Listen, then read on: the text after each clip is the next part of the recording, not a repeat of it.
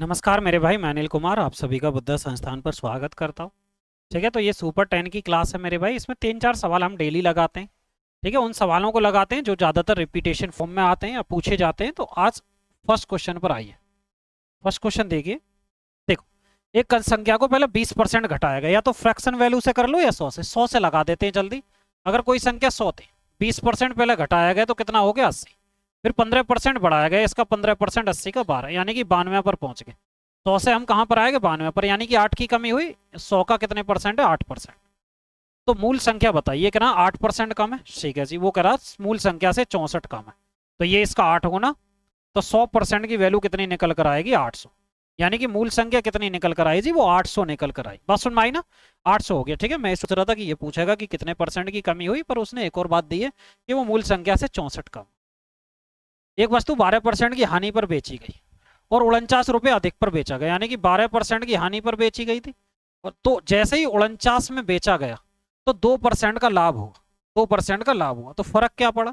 यानी कि 49 रुपये ने फर्क ये डाल, जो 12% की हानि थी उसकी पूर्ति कर ली, 2% का फायदा वो ले लिया, यानी कि 14% किसके जी? 49 के। सवाल में क्या पूछ रहा? वस्तु का क्रिया मूल्य पूछ रहा। वस्तु का क्रिया मूल्य यानी कि 100% की वैल्यू। अगर मैं 7 से काटता हूँ तो 7 से कितनी बार जाएगा? 2। और ये कितना जाएगा? 7 से 7। तो इधर 2% यानी कि 100% की वैल्यू निकालनी। ये इसका 50 गुना, तो इसका 50 गुना कितना हो जाएगा? 350। तो 350 क्या निकल कर आएगा जी? उसका सीपी निकल कर आएगा। एक और सवाल पर चलते हैं। ये है जी 8:4। ये दे रखा 3.2, यानी कि 8:4 है। तो हम करेंगे पहले की चौथे में और दूसरे की तीसरे में। तो यहाँ से वो क्या? एक्स और वाई का अनुपात निकालना। तो एक्स की वैल्यू कैसे निकालेंगे जी? 4 गुणा 3.2 बटे क्या हो जाएगा? वो 8 निकल कर आएगा। रेसो यहाँ पर आओ।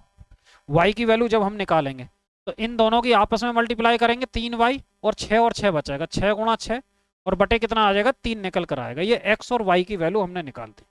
ठीक है ना? पहले आखिरी आखिरी वाले इनके और बीच वाले को गुणा कर लेंगे। अब देखो, ये पॉइंट हटाएंगे, यानी कि 3 से कट जाएगा 2। ये 2 हो गया। ठीक है, अब ये मैं पॉइंट हटाऊं या कर सकते हैं 8 चौक 32, यानी कि 0.4 निकल कर आया। 0.4, तो ये हो जाएगा 4 चौक 16, यानी कि 1.6 अनुपात 6 दूनी 12। ये पॉइंट हटाएंगे 0, ये हो जाएगा 8। 8 दूनी 16 और 15 अट्ठे 120, यानी कि 2:5 क्या हो जाएगा? हमारा करेक्ट आंसर निकल कर आ जाएगा। ठीक है, एक और सवाल पर चलते हैं। ये कह रहा है राधिका किसी कार्य को 15 दिन में करती है। 15 दिन में। अब वो कह रहा है ऋषि उसी कार्य को 30 दिनों में पूरा करता है। राधिका अकेले शुरू करती है, 2 दिन के बाद कार्य छोड़ देती, यानी कि राधिका ने 2 दिन कार्य किया सिर्फ। या तो एलसीएम ले लो। एक है जी राधिका, दूसरा कौन है जी? ऋषि।